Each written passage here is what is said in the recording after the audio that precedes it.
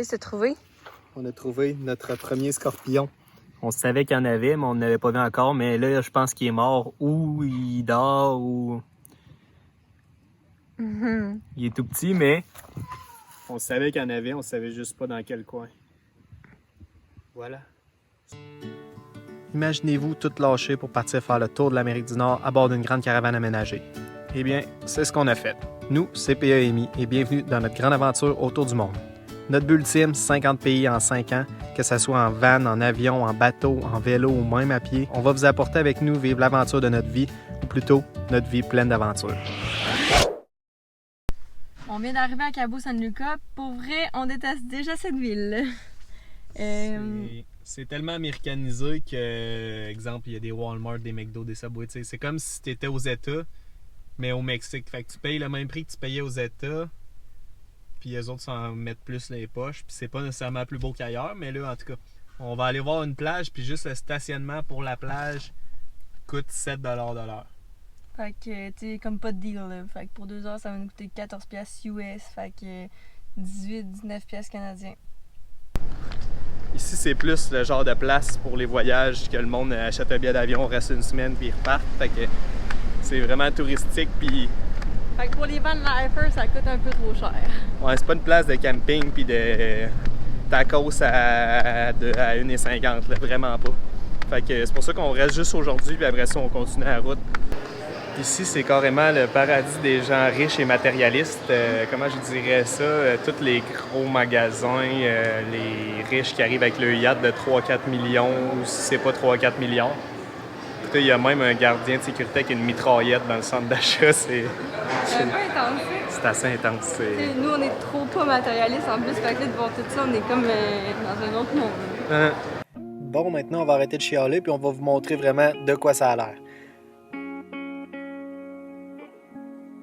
Si vous aimez les belles grandes plages avec pas beaucoup de monde, je vous dirais que c'est peut-être pas la bonne place. Parce qu'en réalité, c'est plus des plages vraiment touristiques avec plein de vendeurs qui vont essayer de vendre 1 million de choses.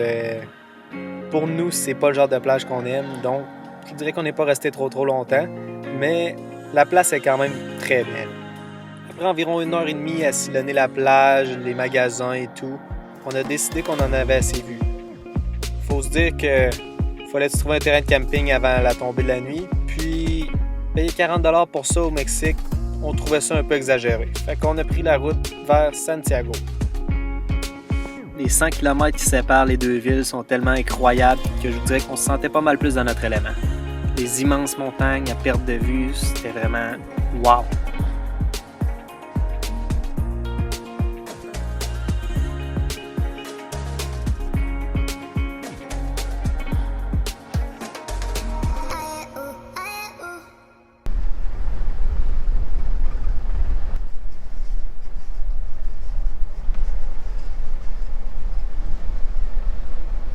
Donc ce matin, on s'est réveillé sur un genre de terrain de soccer abandonné.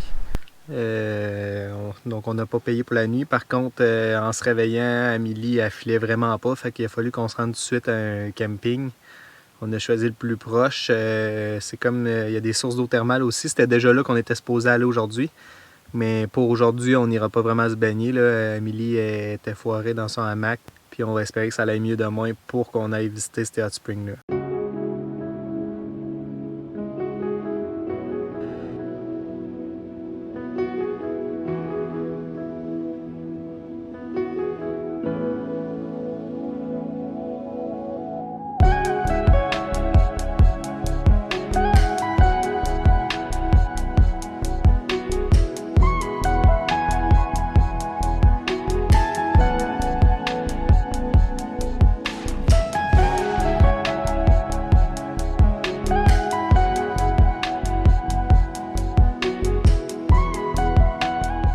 Après 2 jours sur le cul, madame se sent mieux.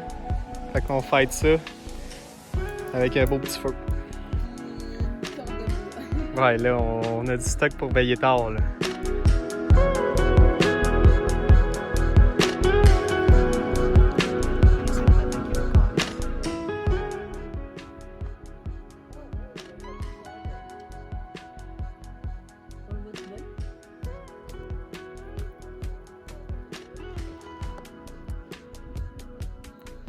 Donc avant de venir au Mexique, on a acheté une blacklight parce que quand il fait noir, c'est la façon numéro 1 de voir les scorpions. De bord, c'est là qu'ils sortent habituellement.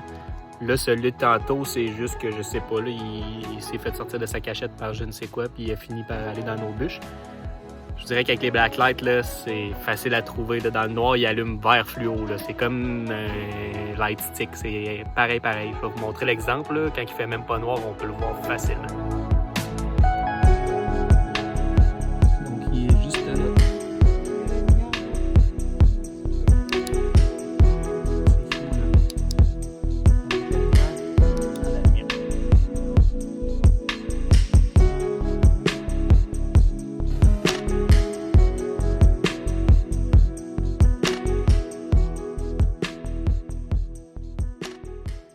Ce soir-là, on a pu voir une trentaine de scorpions un peu partout autour de la vanne. C'était vraiment incroyable. Mais on était content de ne pas dormir dans une tente. Le lendemain matin, on a repris la route direction le parc national de Cabo Pulmo. On s'était fait dire par plusieurs que la route était plus ou moins praticable à certains endroits, mais on n'est pas le genre à abandonner avant même de l'avoir vu. Fait qu'on a quand même décidé d'aller voir ce que ça disait. On n'a pas eu le choix de revirer de bord à cause de ces trous d'eau-là. Mais c'est surtout le deuxième qui... On veut pas prendre la chance de rester pris, là. Puis on sait pas s'il y en a d'autres après en plus. Je veux dire, on pensait que c'était impossible, mais... Il y a une Sentra qui est en train de faire en arrière de nous autres. Un petit char, là, genre. On pensait vraiment qu'on le ferait pas, mais là, je pense que... On va le faire. D'après moi, on a quasiment pas le choix, là. C'est assez... Genre, regardez ça, le petit char, là.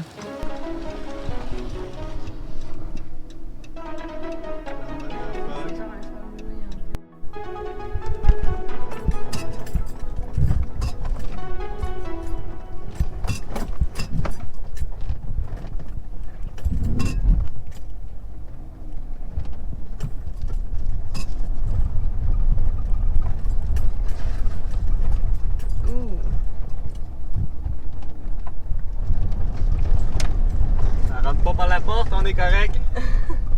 Wouh! C'est fait, on a passé les trous. Est-ce que ça valait la peine de passer tous ces trous d'eau et de risquer d'être pris? À vous de me le dire.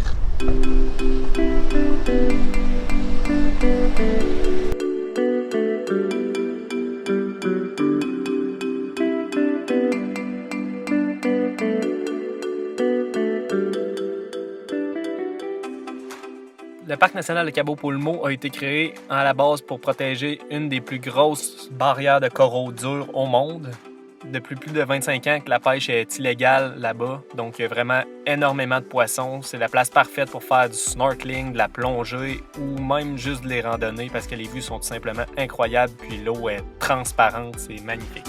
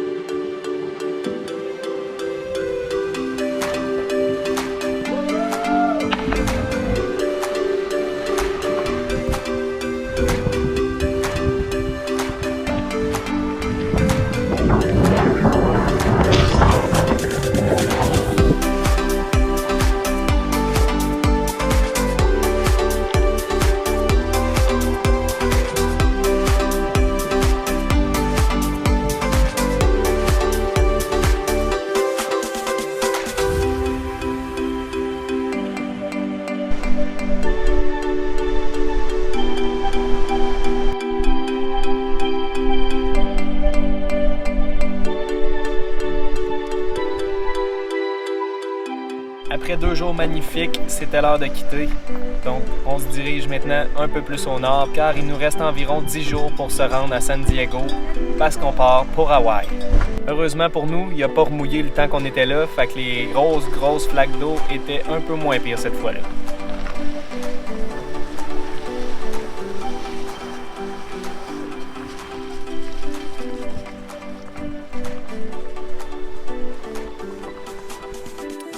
On a donc terminé notre semaine à Los Barriles et quoi dire encore une fois du coucher de soleil et de la couleur de l'eau. C'était tout simplement magnifique.